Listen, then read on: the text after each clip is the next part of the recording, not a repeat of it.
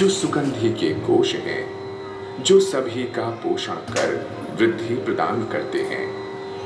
भगवान शिव से हमारी प्रार्थना है कि वो हमें अमृत्यु के लिए मृत्यु या मर्त्यलोक से मुक्त करें।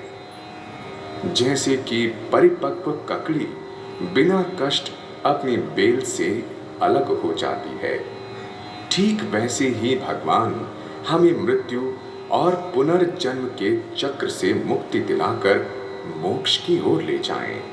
ये महामंत्र मोक्ष प्राप्ति का अत्यंत प्रभावशाली साधन है।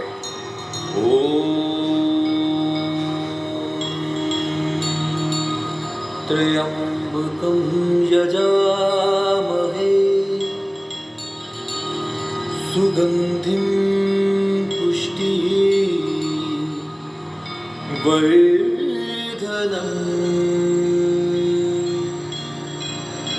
उर्वारुकमिव बन्धना मृत्योर्मुक्षीयमामृता।